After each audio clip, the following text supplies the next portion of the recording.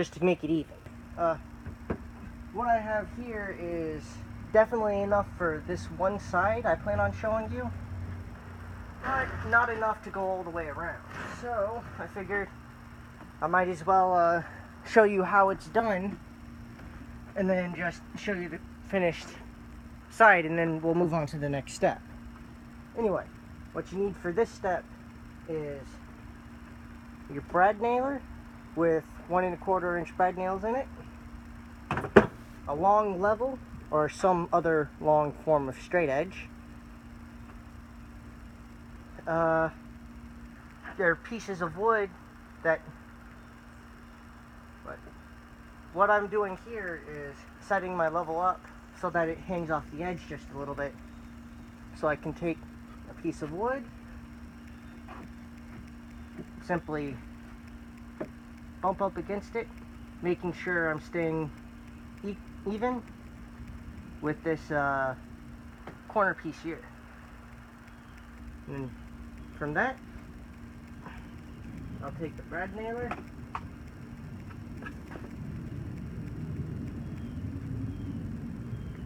and put a few nails in it to hold it in place. The main reason you want this level is because it'll stretch all the way across from one corner piece to the other, which means if you just take the pieces you're putting on here and bump up against it, all your pieces, whether or not they're level at the bottom is irrelevant, will be level along the top, which will make the next step phenomenally easy. Anyway, that's how you get it started. 3 in the top, run it down the side, biting into the corner piece, feel around, make sure you haven't missed anything. Because of how it's done, 3 in the middle, you only need 2 there because the next one, the last one, goes there. And like that, the corner piece on this side is done. All you got to do from this point on, take your piece of wood, bump it up against it,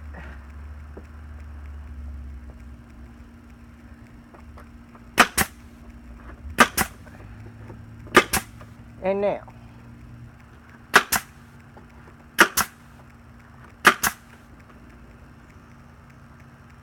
Make sure your hands are out of the way when you're doing this, because if you miss this board here or this board here and your hands behind it, you will get a nice little, an unpleasant surprise.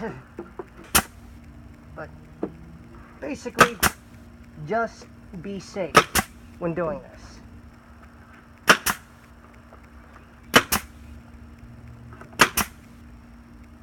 Or a helpful little tip: when you get to about the halfway mark, take the speed square you were using, or a speed square, bump it up against it, your latest piece of wood, and see if you're straight up and down. If you're not straight up and down, adjust your next piece just ever so slightly in the direction it needs to be adjusted. Because the further out you are when you locate the problem, the less you have to adjust per piece. Whereas if you're really close to the end and you find out you have a problem, your pieces are going to be very close together. Or won't have very much space between them. Like that, it's now straight. We've got this piece here, but we can leave that alone for the moment, because that'll require a custom cut, which happens quite a bit. But for the moment, I'll let you guys go, and I'll come back with a finished product next time you, or after the break, or yeah. Later. Hey guys, I'm back before the box is completed, just to show you what to do when you end up with gaps like this after you've put the rest of the side in. Because chances are, when you end up with a gap like this, the wood is just ever so twisted coming this way, or going that way, whichever way you put the wood on, that you're going to have a bit of a gap. I just measured this, and it's what brought it up. This top piece here, where this piece of wood is 2.5 inches. This piece here is 1/8 of an inch shorter than the top. So you can't use a table saw for this. So what you have to do is measure the top, the bottom portion, find a piece of wood that matches the same height parameters, mark it. In this case, I marked it in such a way that I avoid this bad section here. I'm gonna cut it by clamping it to the table with this wood clamp, and then cut it using the skill saw. By doing that, I get a custom fit that'll fit like a glove. Got 2 more sides to do. That gap there, and then that corner piece there. However, sometimes you'll get a side, much like this side here, that doesn't have anything wrong with it, or missing. Everything just kind of fit right in, like building blocks. Anyway, I'll catch you guys after I'm done with this. Okay, everybody. Little tip when building these boxes: if you're doing this size, 40 by 40, and you're doing how I'm showing, what you're gonna want to do is brace this middle section here all the way around with pieces of wood that large.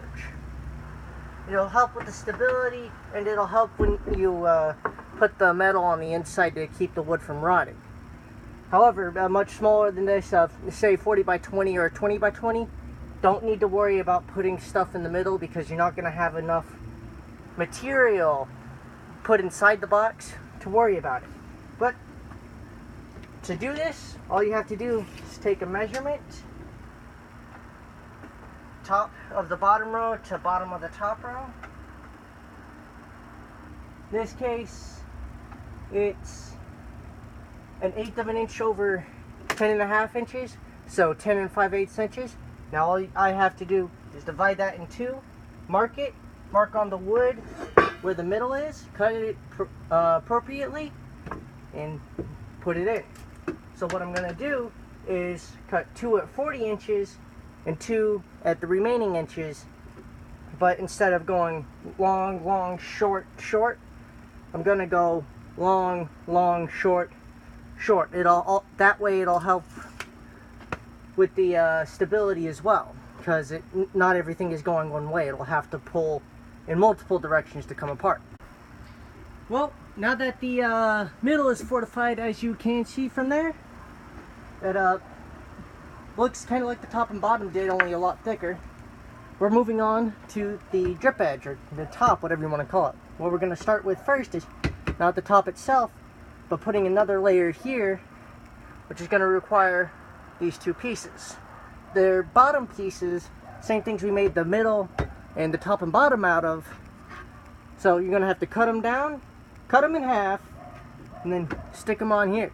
You're going to need to swap your nails and your brad nailer out from the 1 1/4 to the 1 1/2, because this will be thick enough now. You can use the 1 1/2s without worry. And then we're going to move on to the top. You should know how to cut these in half by now. When we get to actually putting them on, I'll tell you what to do from there. Okay, so for this part, after you get your 4 boards, 1, 2, 3, 4, what you're going to need, definitely, is a tape measure, pencil, or Sharpie. I wouldn't suggest using pen. Small speed square works the best, but a speed square. A level to lay across here. Skill saw. And your nail gun with 1.5 inch brad nails in it. So, step 1 is measure the distance you're going to be covering.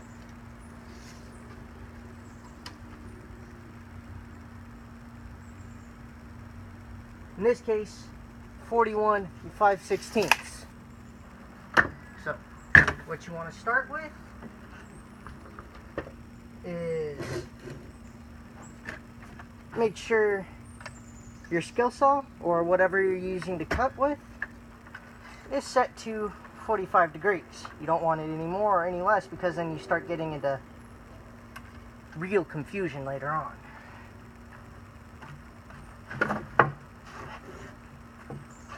So, it really doesn't matter which way you cut it. I'm right-handed, so I need to guard with my left.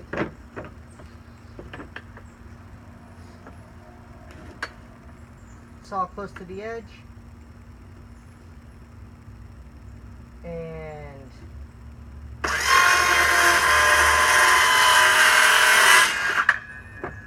like that, you've got a straight line. Now, one of the things you'll notice is it's an angled cut. What we measured was inside to inside. So what that means is measure this line here out 41 5/16 is what I'm going to have to do. In the case of whoever's watching this, measure the inside line for your first cut to whatever you measure down here.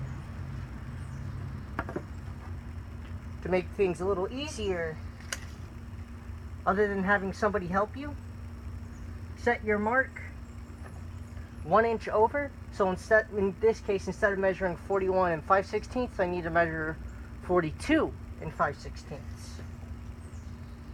That way you get a true cut rather than something you think might be close. Just to be on the safe side, measure twice, cut once. Got it marked.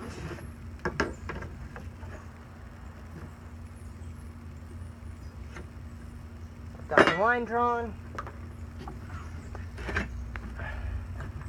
Now to cut it. Now, for this part, you really want to make sure you're cutting it in the proper angle. If I were to cut it like that, I'd be cutting it going that way, which would not work. So I need to turn this around and cut it at that angle so it cuts in the opposite angle from the other end.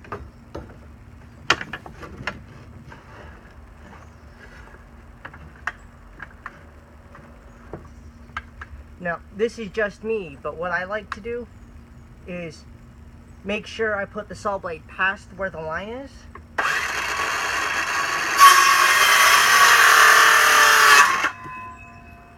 And work my way back from there. Without moving this, I know that where it is currently is past it. So, if I move it back just slightly,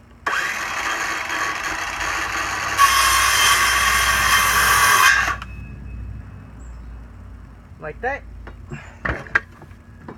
I've avoided cutting it too short. And I can put this up here. This inside corner here, side, should line up with this side here. And this side here should line up with that side there. So